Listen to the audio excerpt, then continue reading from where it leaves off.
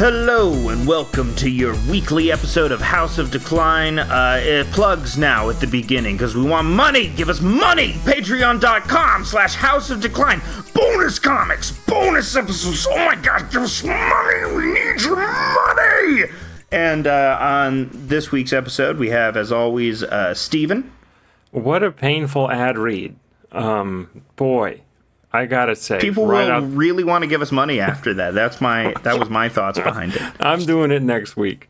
Absolutely. Hi, everyone. And special guest today we have Elijah Craan, returning guest. I just want to give another pitch. Give House of Decline money. You heard how dumb he sounded in the original promo, so he really I got to ride coattails, man. We need it. Absolutely. I was just frothing at the mouth there. It was actually foam was coming out of my mouth. Yeah, well, you get daily comics, so that's what's cool about it. You can't get them anywhere else. You can't get them anywhere else. House of Decline comics with some really raunchy, crazy, wacky, funny stuff. I mean, hypothetically, you could subscribe once and get all the comics on a drive and start a pirate website, and we would have no wherewithal to sue you. Yeah, but we wouldn't also get any money because the way we have it set up is that we charge on the first of the month, so you could just subscribe, get everything, and then unsubscribe and never pay us anything. Yeah, absolutely. This is Meta Patreon. We're doing some Meta Patreon stuff right now. And in that vein, we're going to be talking today about another meta type show that has been in the discourse lately. It's been in the zeitgeist, and that is, of course, Nathan Fielder's The Rehearsal. A lot of people are watching this show. It's a very inventive show. It's very funny. I like it a lot. It's raising a lot of questions, raising a lot of moral questions about performance, exploitation of people, the effect of the camera on somebody. What are these philosophical elements that compose Nathan Fielder's The Rehearsal? And that's what we're gonna try and discuss for some of the episode, and then it will veer off into meandering bullshit as it usually does. Well, the funny thing about The Rehearsal is that, and the reception to it, is that it's very much either Nathan Fielder is evil, or Nathan Fielder is a genius. Mm-hmm. Or Nathan Fielder, he's like the Lenny Riefenstahl of Comedy Central HBO. Yeah. He is doing what if the Nazis had won? This is the kind of TV they would be watching. Yeah, they would have, a confounding Jewish man would have been the Nazis' preferred. Or maybe he's the most brilliant auteur of this generation. Yeah. Which one is it? We're going to get to the bottom. We're going to get to the bottom. Which one is it? Does it lie in between? No. It can be one of those two extremes. He can be your Angle or you devil. Anyone.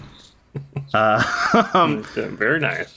Yes, that's a classic bit, a classic internet bit that everybody loves when you revive those. So, The Rehearsal, if you haven't seen it, if you haven't watched it, the premise is that Nathan Fielder is doing rehearsals for people in real life. People have some sort of problem, and they come to him, and he reenacts a situation in their life where they would have to overcome this problem through meticulous sets and hiring actors in order to role play this person going through a particular problem.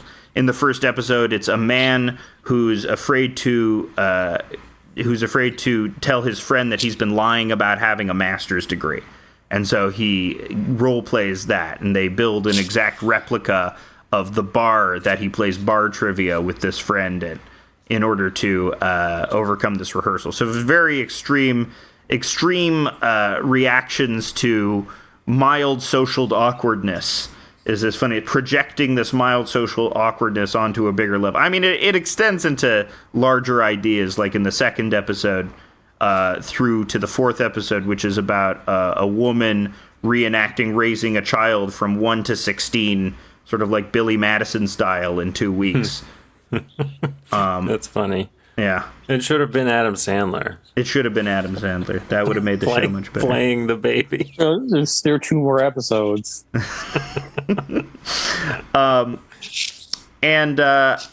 I guess what I take away from it, the discourse that it has erupted is this exploitative? Is this exploitative? Are we taking advantage of, mentally ill people desperate to be on camera, and, allowing people to gawk at them in order to get our jollies? People that sort of lack a self-awareness, it seems, and as such are going to react interestingly when provoked to do so on camera. Is this something that is pertinent? So, gentlemen, thoughts on this idea? Is the Rehearsal and maybe Nathan For You's previous show, Nathan For You, exploitative? The Rehearsal has the most positive portrayals of autistic people that I've ever seen. Interesting. I would expand on that. Basically, there's nothing. I want to preface this by saying the only media I've seen about autistic people is Rain Man and the Christian documentary. Both not good examples. Both terrible representations. But it's like, I mean, the first episode has the most sympathetic people, he wants to get the secret, and he ends up, it works out for him. The Rehearsal itself didn't actually really help, but he ends up being able to confess, and everything goes great. And they come off pretty good. They're awkward, they're weird, but should just weird people not be on TV because some people might make fun of them? Yeah. Should they be ashamed? Great. In fact, I think it's Grace Feud. I forget her name. That comic Grace on Freud? Twitter. Freud, yeah, was talking about how should people just be ashamed of being who they are? Yeah. Is part of the criticism inherent to these people are weird? Are we exploiting them maybe you're projecting that. Maybe you think you're exploiting them, but what really is just exposing people being, and it's not like we're mocking them. It's weird. I think it's not as if we're mocking them. It's just that, people sure are interesting. Even the most normal people on Earth have these incredibly rich, intricate inner lives, that we're not privy to. But once you put this intense focus on them, all of those weird little details about these normal people sort of come out. And you said portrayal of autistic people. Do you think Korskeet in the episode, and do you think he's a little neurodivergent or? I mean, I can't say for sure, but we're gonna out some people as ND on this episode. That's what we're doing now. Did your rain dar go off? Yeah, my rain. No, every time I see another autistic person in the wild, I just hear the Thomas the Tank Engine theme in the back of my head without even a real. And I'm like, oh, okay, I get it. But I think that is something that I've heard about Nathan For You, is that people jokingly say that Nathan Fielder is autistic or has this sort of people say he's like if the theater director were, I don't know what I'm saying, but people have applied an autistic worldview to this show. Do you think that holds water? Do you think there is something about the sort of a way to get around emotional relationships with other humans that does represent that, or do you think that's not necessarily a good reading of it? I mean, I think the character comes off kind of neurodivergent or whatever, but it's a character. That's not how Nathan. He said in interviews that he's playing a character, but in some ways it's a younger version of himself. Mm-hmm. So I could guess maybe he was a lot more the guy on Nathan For You or The Rehearsal when he was in high school. Mm-hmm. But I mean, I see the way of just wanting to go through and know what other people are thinking, so you can know their reaction or whatever, because you're not good at just social stuff. Mm-hmm. I relate to that a lot. Oh, yeah. I mean, but that's the thing is, like, it's interesting to project autism onto because I think that's a universal feeling, right? Everybody has that thing where they would want to perfectly prepare for, or maybe I'm like, there are people who are, because you meet these people who are, what do they call them? Extroverts. Those people that don't seem to have this structure, that don't seem to worry about people's thoughts about themselves because there is an inherent idea that everything will be resolved in their favor socially. But I think this feeling is universal. Even those people must feel like, oh my God, social situations can sometimes be so awkward as to be unbearable and ruinous to my life. Or, I think that's what's interesting about, like, the first episode is Core keeps projecting this horribly eruptive episode. That's the thing that he fears most. And in reenacting it, he's able to reenact that fear and experience it. And whether that's good for him, I don't know, is sort of a question that is left to the audience. Because at once it does help him overcome his behavior, but at the other, it's sort of like indulging his worst instincts about humanity as well. So I think it plays with that as well. I feel like the rehearsal, at least like in the first episode, like it didn't, like it just gave him the courage. Like he was like, oh, this, like going through it so many times. But if he had never done one on the show and just told her, it would have worked out good anyway. Like it's, 99% of the time when you have like social anxiety about something like that, it's usually not going to be nearly as big of a deal. Yeah. I think it's interesting because it's like, in a way, in order to get around, your fear, an inherent fear of intimacy or an inherent fear of, conflict, sometimes you end up thinking about relationships in a way that are manipulative. And, the lesson at the end of the first episode is Core feels rejected and, used for being manipulated by Nathan, but in doing so has adopted that sort of manipulative attitude. There is that sense of,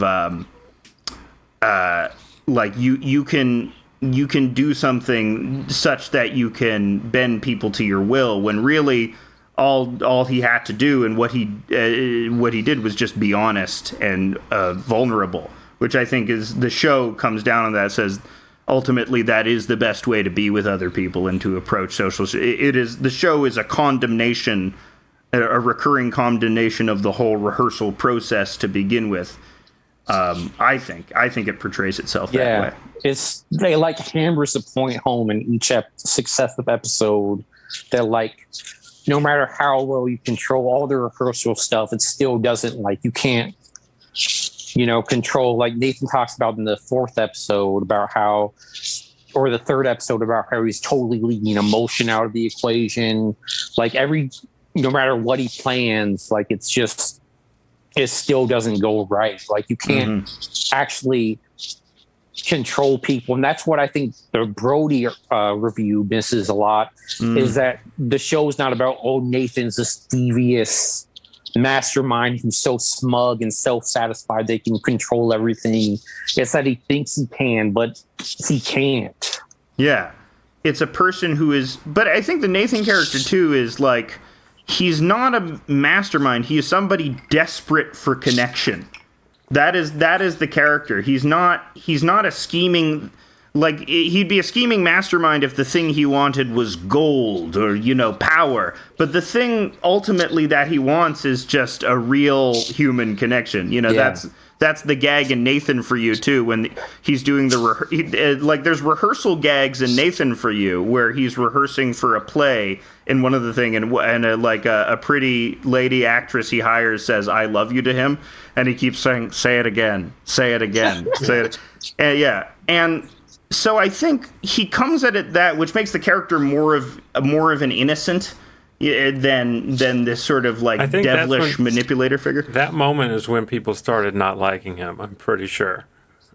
Because it was seen as misogynistic. I think or something they were like, don't you besmirching the honor of a pretty lady.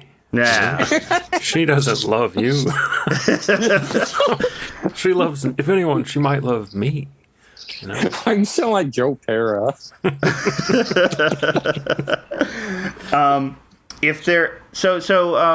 Nathan For You, I think, is interesting because Nathan For You is quite a bit meaner than the Rehearsal, I would say. Because it's all about how people will sort of prostrate themselves for money. But at the same time, like, it does take advantage of, maybe I'd take advantage is harsh, but it does use the desperation of small business owners in order to coerce them into doing these stupid, brainless stunts. Yeah, but that's like an acceptable, that's generally, at least in our crowd, that's an acceptable. Yeah, fuck small business owners. It's okay. Small business tyrants. They're tyrants. Small business tyrants. Yeah. But I think there is something there. I mean, people sign releases and stuff like that. But the Rehearsal is sort of like a commentary on that too. It's about the process of making a television show as much as it is about the stuff that goes on in there. So there's that behind the scenes meta commentary where the behind the scenes footage is the show, while the show is also simultaneously occurring, which is interesting. This Richard Brody guy, do you know anything about him? Richard Brody, he's some sort of New Yorker film critic. Well, so in his article or whatever, or in his tweet about the article, he says that Nathan Fielder is brilliant, and that he's ingenious, and that he's like evil. It's like that's the only conclusion I can come to, is that he's calling him vain. It's an exercise in vanity. I guess so. But this is just pranks. This is pranks. He's doing pranks, but he's doing like meta pranks. But at the end of the day, they're still just pranks. He didn't invent this shit. Is like Candid Camera. Are you going to accuse Candid Camera? I guess, Candid Camera might have been manipulative. Is Eric Andre manipulative? Arguably, I guess. Would you go that far? Jamie Kennedy? Kennedy. Some of those stunts can be fucking crazy. I would say, I don't know. Do you think one which would be easy to say goes too far is, do you remember Ari Shafir's old Amazing Racist bits? I think I've heard of that. I've heard of them. I've never been a fan of that guy. Ari Shafir is a horrible dude. I think there's some part of me that likes him because of how fucking terrible he is. Like the second after Kobe died, he was like, Kobe was a rapist. He was a rapist. I'm glad he's like fucking horrible. Yeah, like his life is in danger, I think. Ari Shafir's life is in danger. That's what I heard. That's funny. Well, he would do these bits in like early YouTube, The Amazing Racist, where he would dress up as a Klan member and harass a black guy, and that was it. That was the joke, or something.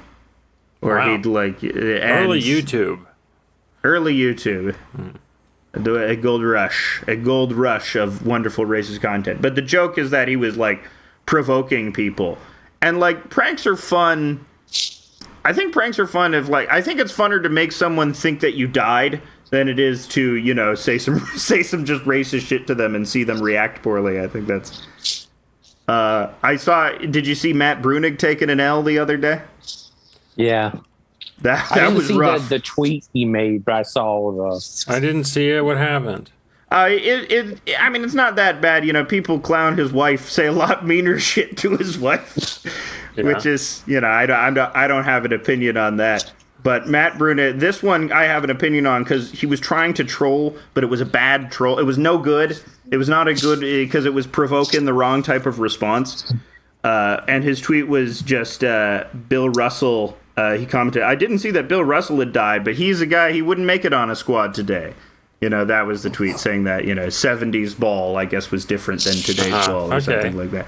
And people got really mad because it's like, what do you hope to accomplish by that? Because the thing about Bill Russell, especially what was being shared, is he was, one, universally beloved. He was, by all accounts, like this incredibly nice and kind person. You could never make it as a guy that's nice that's also a team player these days. Yeah.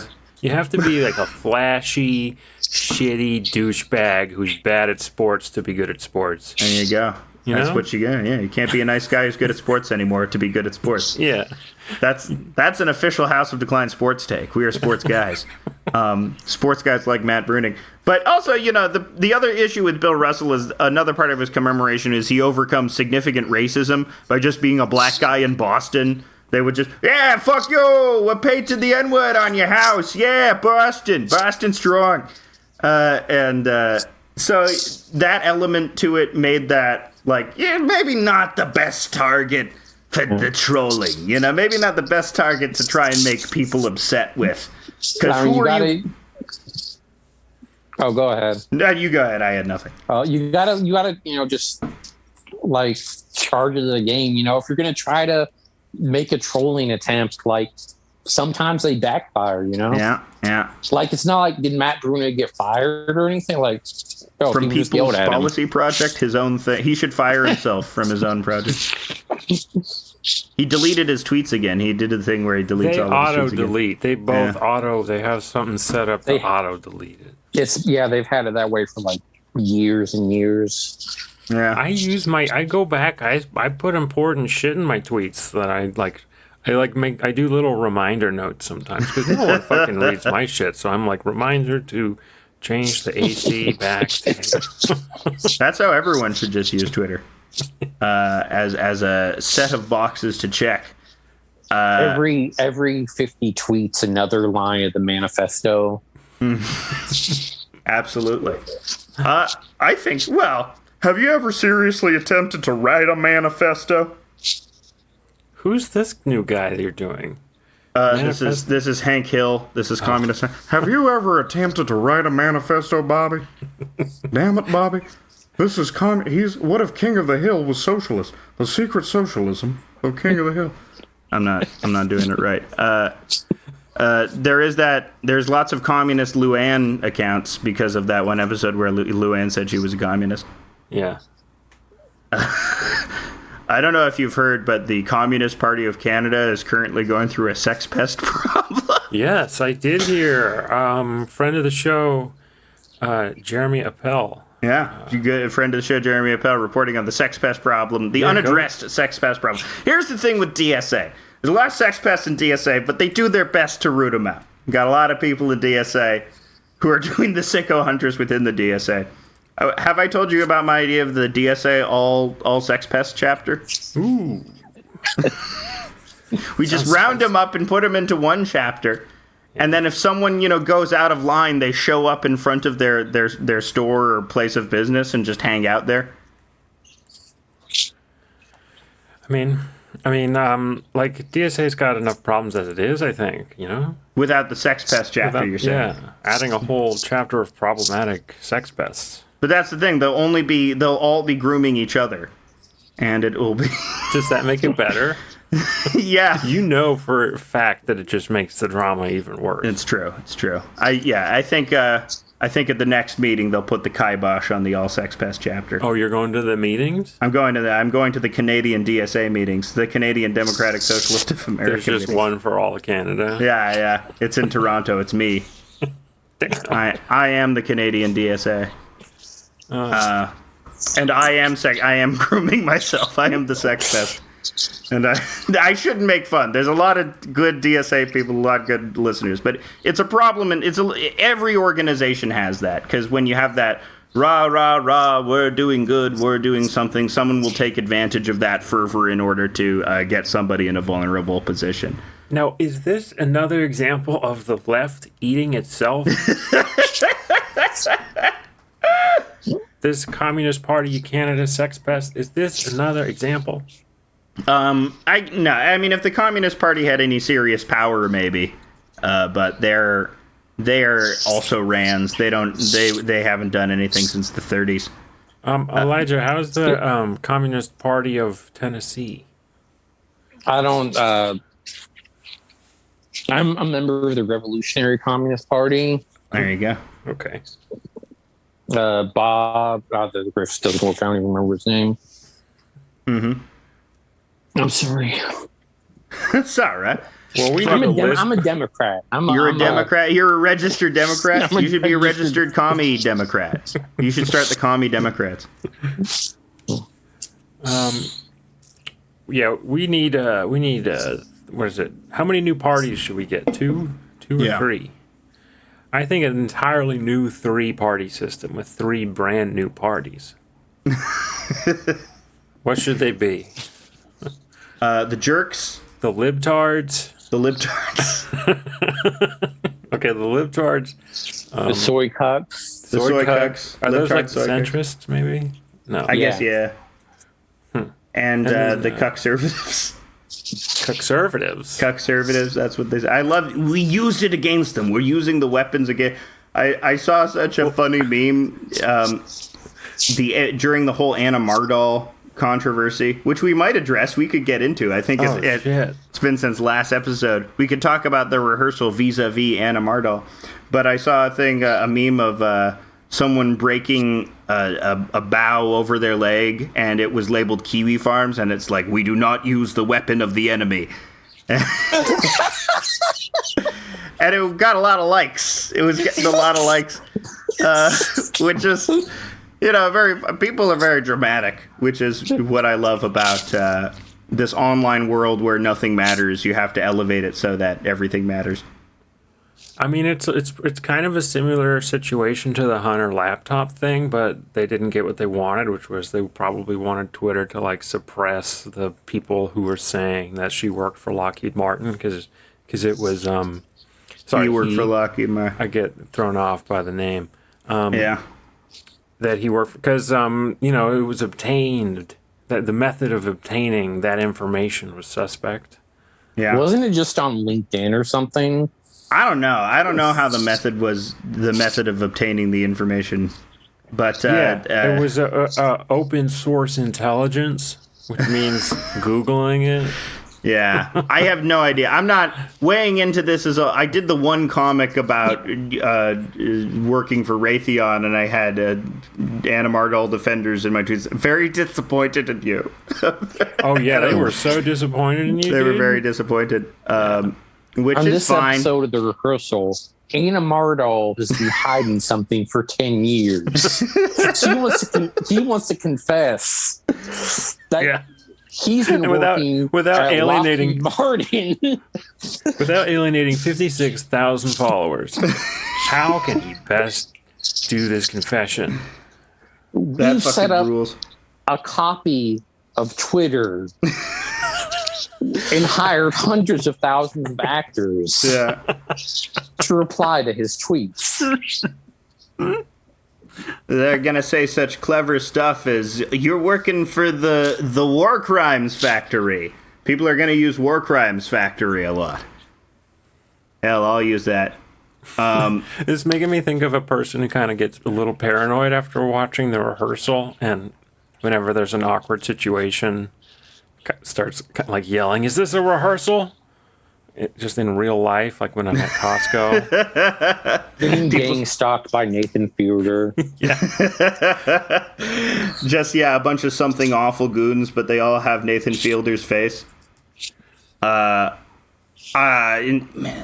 blending of fantasy and reality, that's something that's an apparent thing in this world. And talking, you mentioned Chris Chan earlier, and that stuff is going on. But I don't like to touch on that subject because it is unsavory to me. I do believe Chris Chan was gang stalked into being doing some compromising things. I don't think she would have done that if she wasn't subject to all that abuse. 100%. Like, Kiwi Farms is full of like Nazis that are like almost as autistic as Chris Chan, but they like got like thousands of Discord logs of like this girl in Texas who was basically trying to get Chris to kill herself, like talking in secret to Chris, and like almost like the theory is that she's the one that recorded the call of Chris admitting to it. So the theory is she pushed Chris into it. Yeah. It's weird because it's like it's like these everyday people are using these FBI, CIA tactics in order to coax these sort of impressionable people into doing something they wouldn't otherwise do. It's this strange type of cop behavior where it focuses on those who are different in a way that you don't accept. But I mean, it's a deep source of shame for me too, because I joined in on the gawking, in the early internet. Here's somebody that's worse than me. Good, I feel good about myself. I don't have a Sonichu medallion, so I am better. I don't do stuff where, and because that's the story of Chris Chan too, is somebody that is desperate for connection, that never receives connection, only receives it in a way that's essentially negative. They're let down by pretty much every person in their life, like from the day they were born. Yeah. So yeah, I guess it seems weird now to talk about this subject with a sort of reverence, but it really is, I think, one of the darkest chapters of internet history that you shouldn't find it as so funny anymore. You might want to explore it as like a source of like a cautionary tale or something like that. But even consuming it that way is. Yeah, we talk about exploitation, this is a collective exploitation that some of us were, definitely me, that I feel partially responsible for, just by, taking it in, not as like seeing the essential humanity of this person, but as a source of laughter, as the proverbial lolcow, as some sort of chattel, which I think is how a lot of people are treated. And I think that's what the rehearsal makes fun of, is the treating people like chattel sort of thing. I got an idea, I think. You know how they just introduced the new phone number for when you want to kill yourself? Yeah. I think it's 998. It could be something different. Yeah. So don't dial that. Look it up first. Look it up, yeah. There should be a phone number for when things are getting a little out of control online. And you need to call someone who can help you make things, get back under control. Mm-hmm. That might be pretty useful social service. Absolutely. We need an Olivia Pope, Olivia Pope scandal for ordinary folks. Did you ever watch Scandal? No. It's one of the funniest shows ever. If you haven't been acquainted with the Shondaverse, it's these extreme histrionic plots. In the first episode, you find Olivia Pope. She's the head of the best goddamn PR firm in Washington, and her ex-boyfriend is the president. And it spins out. If you've never seen Scandal, watch Scandal. It's so good. But yeah, I always imagine like Olivia Pope doing her super PR stuff for ordinary folks. This is my greatest PR challenge of all time, is Anna Mardoll. I'm gonna make him look so good. I'm gonna spin this. That Anna. Let's just talk about the Anna Mardoll. We already broached the subject, and yes, it's bad to harp on, but it's such a funny. It was so fucking funny because you work at. Like, everybody has blood on their hands, right? There is no ethical consumption in capitalism. Your money is going to some war machine somewhere where people are dying. If you work at the suicide hotline, you will probably convince an oil executive not to kill himself. There you go. How do you reconcile that? How do you... Oh, so it's good when oil executives don't kill themselves? Do you love the environment? Do you love it? Or not? But yeah, the contrast of also, it's not just you work at the war crimes factory, at like the hilariously the worst company you could possibly work for in the world. Like, it's not just that, it's that your brand for a while is being this person who is like, I don't think that's very good of you, and what I don't want to do is I don't want to accuse this person of like sicking their followers at people, because I think that's what started getting a lot of traction is, this person is directly responsible for Isabel Fall, which, if you don't know that story, that, by the way, Isabel Fall was this trans author. She wrote a book, she wrote a short story, I should say, called I Identify as an Attack Helicopter, which is reappropriating the bigoted phrase into a sort of futuristic sci-fi body horror short about trans identity being co-opted by the military. And this short story was seen as problematic by a sector of online writers, and they really went hard on it, and it caused Isabel Fall to have some issues, and there were a bunch of articles about it. You can read it. So Anna Mardoll was seen as being this group of writers that harassed. I'm trying to be neutral about it, but harassed is the word, essentially. Anna Mardoll was sort of in this group of ultra PC writers who were like, no, this is too far. This has gone too far. And so to be this part of this group of ultra PC people, but also work at the War Crimes Fair. It's so good. It's so funny. It's such an amazing, wonderful human hypocrisy. I mean, that's ultimately I relate to him, because this is like something I would do. Or this is like a Larry David moment or something. I can't believe like the Curb Your Enthusiasm theme didn't start playing. Yeah. Oh, I think God. another issue is they were like always like asking for, like, pretending to be broke all the time and asking for donations and like constantly from their a lot of their followers that gave money, talking about how hurt they were because they were actually really like on the verge of homelessness, and like what you're making. It's just. Yeah, it's that grifting thing. It's that I say grift. I say these words. These words are very charged. I don't want to. I'm far enough away from this issue where I shouldn't really care about it. I only care about the comedy aspect of it, of the contrast between hectoring people and then you yourself doing a very bad thing.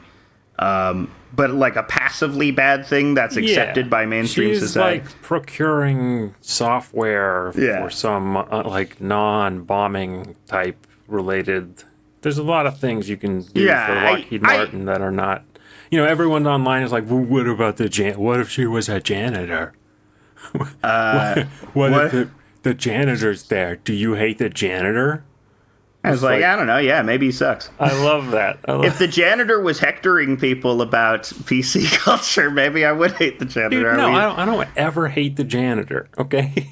Yeah, there you go. Sorry. I hate the janitor at Auschwitz. Sure, I'll hate the janitor. Fuck that guy. Oh, you know, it's me, Happy Hans, the janitor at Auschwitz.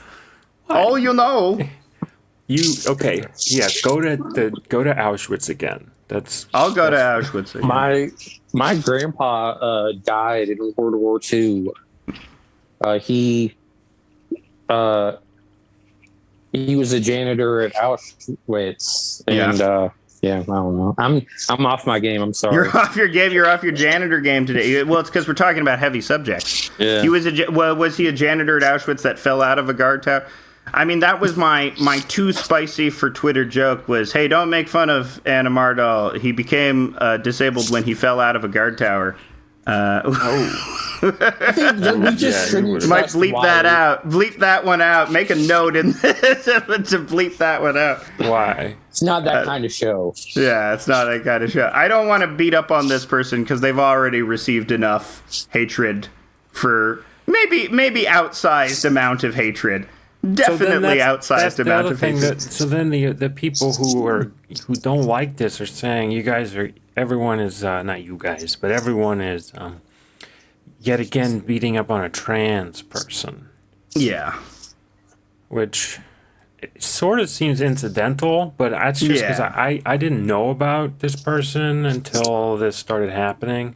There's a lot of people on Twitter you just never run across. I just never ran across them. So consider yourself lucky. Yeah, I try to curate my Twitter to be drama free. Absolutely, only beers and barbecues.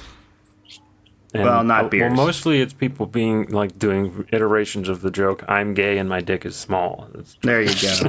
That's a classic one. Yeah. A classic joke if there ever was. Yeah, I think. Obviously this. This other thing about Anna makes me think about the rehearsal, because are we gawking at somebody? Because you got to be some sort of like mentally ill to be addicted to Twitter that much to begin with, right? There has to be some sort of like serotonin deficiency, or you're not getting enough out of like your real life, or Twitter has caused a mental illness for you to be. Because it definitely incentivizes combativeness and wanting to get one over on people. But I think maybe it's the idea of you're holding yourself out to be some sort of moral paragon. That was the idea about this person, but maybe it wasn't. Once again, I'm speculating on something I know nothing about. It's the rehearsal. We're just there's all of this meta context to how we take in somebody's online or performance persona that changes the essential humanity of a person. Which is, it's like that old thing. It's like that old thing in physics. You know about physics, right? No, to enlighten me, please. Well, you know about how like a particle, when it's observed, it behaves differently, right? All I know is that the internet wants me to know about this baby that looks like Woody Harrelson, and I don't. That baby really looks like Woody Harrelson. Why the fuck does it want me to know about this so badly? It does kind of. Okay, it does kind of. That baby's life is now. That baby will be known as the Woody Harrelson baby. It's a girl. Her trajectory will be forever changed. Well, it's a girl for now. There you go. I mean, is that the same like thing we've been talking about, like putting someone odd in the spotlight? Yeah. I guess because there's no meta, like what Nathan is doing is he is like a character who's telling you that this person is an objectively strange person, like whether they're neurodivergent or whether there is some element to them that can be said as mentally, they are somebody that fundamentally doesn't understand human relationships is the character. And almost like Data on Star Trek or something like that. So they have to, figure out ways to get around this issue. And I think that is like that's something that reproduces itself on social media, where you're doing this sort of mock version of human relationships. You're doing this staged version of what it's like to have friends. Even with what we're doing with a podcast now, this is a staged version of what it is like to have friends. And we are, of course, behaving different. Because you know about podcast voice, right? I talk like this all the time. Yeah, well, it's different. I go into podcast. Here's me, podcast mode. I'm a big podcast guy, big podcast dick. Yeah, I get it. I understand what you're talking about. Anyway, I don't know. What did you, Elijah? Do you have any strong opinions on the Anna Mardoll, on the l'affaire Anna Mardoll? I mean, they just seem. I mean, they're obviously like they have some type of mental illness or personality disorder thing. Like, I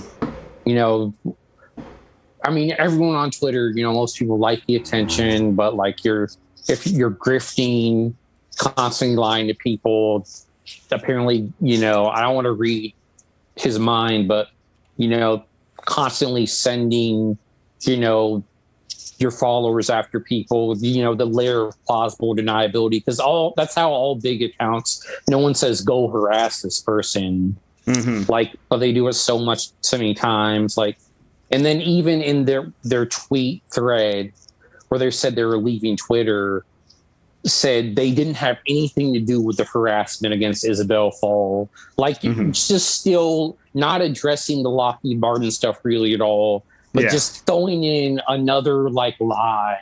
Yeah.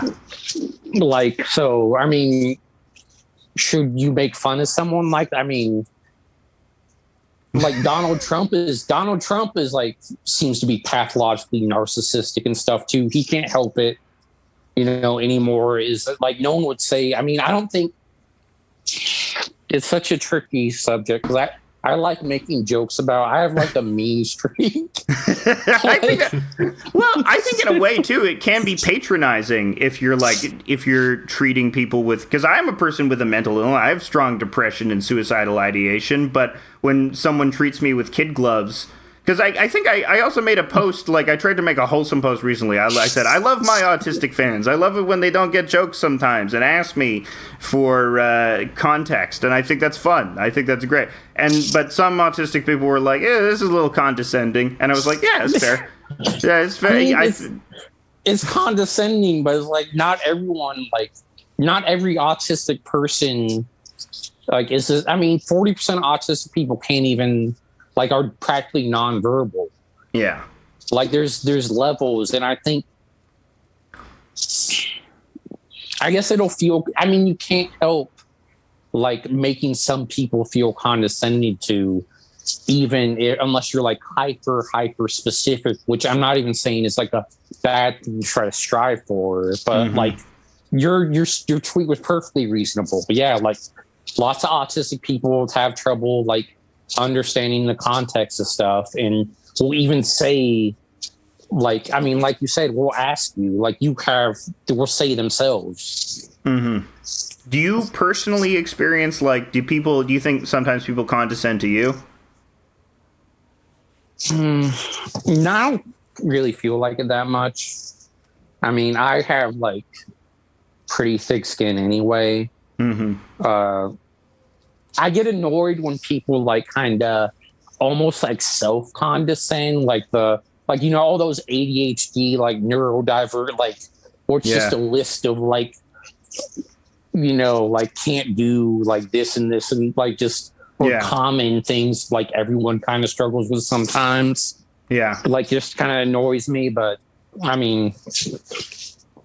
when you start defining yourself by that, as opposed to, maybe more, I would rather be known by sort of a personality trait, like I'm wacky or funny, or, I'm morally serious, or, something than sort of an immutable category, Jolly. Yeah.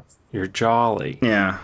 But, on the other hand, those immutable categories do define our lives, and should we not embrace them as well? Should we not embrace them as well?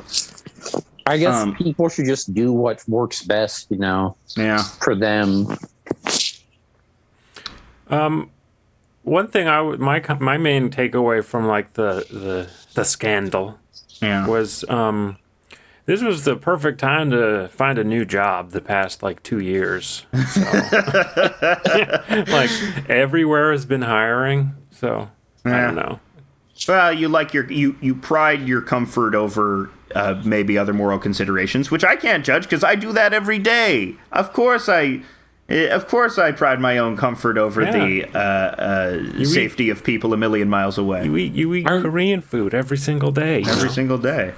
It's like, at least, be like honest about it or open. Don't like constantly lie and be that's what I think a lot of people have everyone lies sometimes, but just keeping it up for years and years. Yeah, that seems like it wears on the soul a bit. Seems like just for your own sake, it would be easier if you could be open about this, but I guess, with that, it's like, for some people it doesn't. Lying doesn't, like, again, if you're like a psychopath or whatever, it's social personality disorder, like lying won't, be like anything to you. And it's like, well, can you even blame someone like that? Because they're not like, it's not their fault they like ended up that way. Like being a mardoll, like, might be mentally messed up and that makes him lie and be, spite, like, have all these like negative antisocial personality traits. But like they probably just had, not to give them a pass, but he probably had like a fucked up childhood in some way, because that's where most of those issues spring from. Absolutely. Yeah, I think there's just we have this imagined idea of a person who's like this just because they suck. when, you know, every instinct that you have as like a socially conscious person, as a leftist even, is to think, okay, there is a material reason for why a person is doing this, for like why a person wants to portray themselves this way. And it's, you know, because they weren't grifting like a ton of money from their fans. I don't even know what to say about that. But I think the other thing you mentioned earlier, Elijah, in Nathan says he's playing like a high school version of himself. It's interesting that you see a lot of this self-infantilization, I think is the word that's being thrown around, which I don't want to confuse with like, because that could easily get confused with trans and gay people are groomers, you know. No, but the self-infantilization, I say, is not about like literally like turning yourself into a child. It's about not having to take responsibility for anything because you're fundamentally not an adult.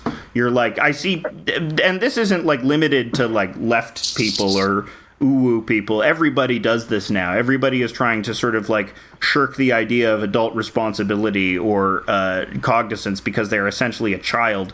Do you know those weird comics by George Alexopoulos, those right-wing comics that where he's like, kids are traumatized by critical race theory? So does he do the really like stylized? Yeah, he'll grope women a lot in those ones. Yeah, that guy's those. Yeah, he's fucking insane. Yeah, because he's weird because he's very skilled, so he is able to fully act out his derangement on the page. So it's rarely that combination of skill and derangement produces some very interesting artwork. But one of his big ones is that a big-eyed child goes to school on the first day of school, and the teachers are saying, "You're bad for being white. You're bad." They're like pointing at him and saying, "You have to pay for your ancestor." And you know the child is like looks sad and burnt out by the end of his day at school. But that is so easy to read psychologically because it's like, you're the kid. You're the kid in that. That's how you think of yourself. You think like you don't have to take any sort of social responsibility for these problems because you are fundamentally an innocent. And I think it is the desire to portray yourself as an innocent, which is sort of that you get into some weird territory there because that means if truly an innocent, you don't have to take responsibility for this. You know, much in the same way that Nathan is sort of like an innocent. He doesn't have to take responsibility for his actions because he is this sort of otherworldly character who is the product of a mediated relationship with people. I don't know. What do you think about like? So when you were younger, did you identify more by your identity categories, or was it like a source of embarrassment for you, Elijah? Like much more a source of embarrassment. I didn't even get like diagnosed with Asperger's until I was like 16 or 17. Mm-hmm. And then I was like kind of in denial for a long time. Like, no, I'm not autistic. Even though like I didn't have like a negative perception. I didn't have like a negative, like, oh, autistic people. I mean, they're like, oh, they're socially awkward or whatever. I didn't have like, I didn't like hate it, but it was just like, I was just like, no, I'm not autistic. I'm just, I'm bad at socializing. I have these issues for like other reasons. I don't know. But yeah, I was definitely a lot more like ashamed, I guess, about or in denial about it. Do you think like it's because you see like 16-year-olds now who like are very like open and sort of proud about it and who do take like who define their character somewhat by it. Would you have liked to do that, or is it like something that you don't even like brought up as part of your character?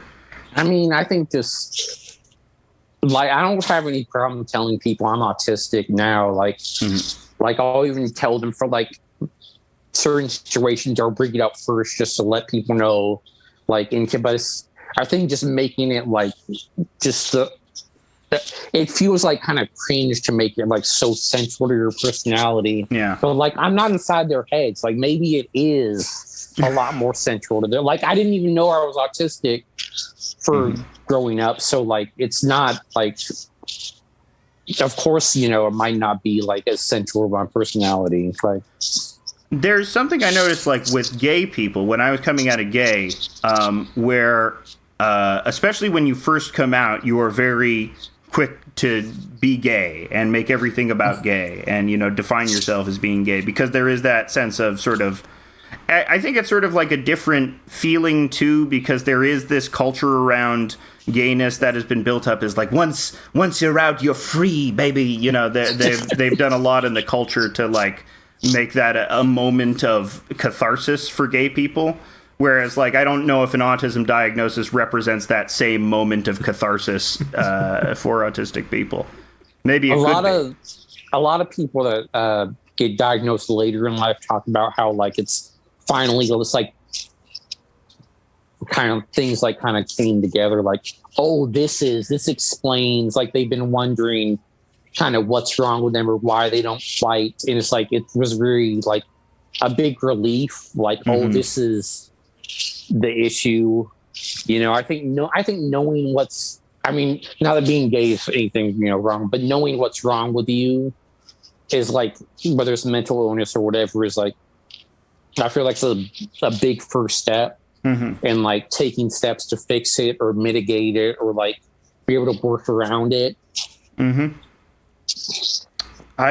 there is the similar moment of catharsis then, I would say, where like knowing your identity is good and it's good for you personally, but projecting it in this sort of extroverted way where it sort of, because, you know, there is no emotional quality to being gay or artistic inherently.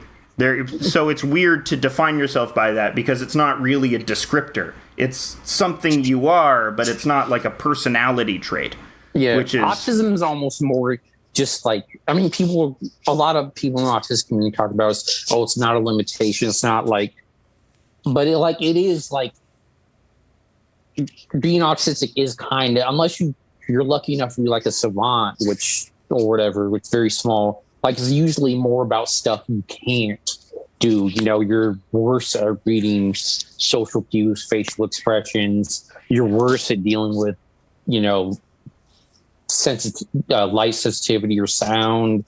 Like it's obviously a spectrum, but I don't know. I just personally think define yourself like that, it's cringe. You know, it's just a little cringe. It's just a little cringe. It's just a little cringe, and people are allowed to be cringe. Yeah. And if anything, people being cringe, you know, like I'm not in high school anymore, so I don't want to make fun. I'm not going to make fun of someone to their face generally for being cringe. Yeah. You know, I'm not going to go up to you like, you know, but it is like being like, oh, you know, you laugh at, you know, you just laugh at yourself, you know, make jokes about it with your friends. Like, so much of comedy is, I mean, The Office, right? Everyone, the most normie, you know, you're laughing at Michael Scott, you know, he's saying cringe things. He's saying like, it is inherently the social awkwardness that makes up. I mean, it's interesting you say The Office, because I think that marks like a sea change in like sitcoms, where, I mean, it was definitely influenced by British comedy, which thrived off of more of that. But usually, like in sitcoms prior, it sort of Cheers would rely on like sort of a fluidity of social relationships between the characters. Whereas everything in The Office is everybody, much in the same way that the character of Nathan is, they're all desperate for relationships, but they're blocked in some way by the milieu that they're in. I mean, The Office eventually becomes super cheery, and it's like, no, it's because of The Office that they're associating. And it sort of loses its own message. But and then The Office becomes sentient. Then they should have the sentient offices, where it's just the floor plan for the office with little legs and arms. It'd be cool if they could talk to the Office, the character of The Office in The Office. My favorite character in The Office would have to be The Office itself. Who would it be voiced by? H. John Benjamin, of course. There you go. Hey, look at me. I'm the Office. Brendan. Are you guys familiar with George Jetson works at the Office? George Jetson? No, what is George Jetson works at the Office? All right, it's there's a guy, Nephew Tom. I don't even know if he has a Twitter account anymore, but it was similar to Marijuana Simpsons, if you remember. I'm sorry if I'm derailing. No, Marijuana Simpsons. What is Marijuana Simpsons? What are all these things? Marijuana Simpsons was an account that just tweeted tweet by tweet. It started like maybe 2013 or 14. Yeah. And it lasted for like a year or two. And it tweet by tweet, like a whole, like in dialogue, like basically like dialogue tweets of The Simpsons, but they smoked weed. And it was this long, like thousands of tweets. It was funny, but it was like a very dark story with like lots of like just incredibly bleak. Like it wasn't like, oh, the Simpsons smoking weed, how wacky. Yeah, and it got to a weird place, you said. Yeah, George Jetson works at the Office was by this guy Nephew Time, who had his account like I guess hacked. And had to start a new one after the George Jetson Office. And I think, you know, Vrunt. Yeah, I know Vrunt, yeah. He did some of those tweets too. I think they were friends, but it's very, I hope it's archived somewhere, but. They're good. So what was the premise of George Jetson works at the Office? George Jetson from the Jetson works at the Office. Of course. The Office. That's the premise. Where did it go? One weird, very weird places. You see that a lot with Power Up Comics Official? Yes. It started as this parody of gaming comics, but it's this intricate, endless story that references itself constantly. Like it has like this homestuck level of scope in terms of devoting itself to these like terrible, these intentionally ugly looking clip art characters. It's very funny. I like that when something at first appears to be some wacky, zany joke, but then reveals an inner darkness. I did something like that recently with the Ocean's 200 thing, where it's like a zany joke, but then it gets dark at the end. Yeah, but that's you reveal your inner darkness. I love when you reveal your inner darkness. It's my inner darkness. No, but that's a gag that like people were comparing it, I think, aptly to Too Many Cooks, which has that same gag where they're listing a bunch of people and then it goes dork, or like that's a common bit where it's like the shallowness of our need to project zaniness onto something inherently reveals an inner darkness. Moral. I mean, that's the rehearsal, right? You know, the fact that we interpret it as a comedy even can be seen as when it's really these people living lives and being manipulated and fucked with in strange ways. You know, the fact that we interpret it as funny and not as something, you know, strange and maybe not necessary. That's the thing the show is constantly playing with as well, is, you know, whether it even needs to exist at all. Well, my final verdict on the rehearsal is it gets a B+ from me. It's a fine show. It's perfect for the whole family to enjoy. And we are just about out of time. So what are our final thoughts? My final thought, A+. I love the rehearsal. I think it's genius. I think Nathan Fielder is a golden god. I go the one way. Okay. He's a shiny golden god. Yeah, A+. One of my favorite things I've ever seen. I guess only limited by it's just going to be 6 episodes, but incredibly impressed, blown away more and more each episode. Mm-hmm. I will say the one joke when Robin started arguing with his roommate, I was not able to stop laughing for 10 minutes. Well, okay, let me tell you the part that I laughed at the hardest. Was Robin when Nathan asked him if he uses condoms, and he goes, not really. And the way he said "not really" made me laugh for 5 minutes straight. Yeah. He's one of the best characters that they uncovered. Was it exploitative? Maybe. Who knows? It was. I laughed though. So what can I say? One more thing before we go. Something you said we were talking about before the show, Pink Floyd. Yeah. I just want you to think. I want you to have this in your head. Every copy of every Pink Floyd thing gets destroyed. 500 years from now, the only media related of it is Nostalgia Critics Review, The Wall. Are you saying this to upset me? What are you doing? What are you doing right now? Why do you want to hurt me? Why do you want to hurt me like this?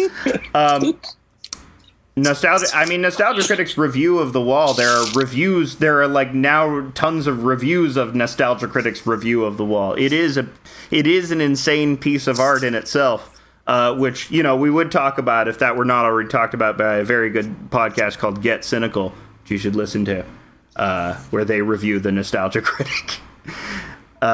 But Elijah, thank you for being on, talking frankly with us about these interesting topics. Do you have any plugs? Just follow my Twitter at Elijah Craan. No other plugs right now. Hell yeah, we'll put it in the show description.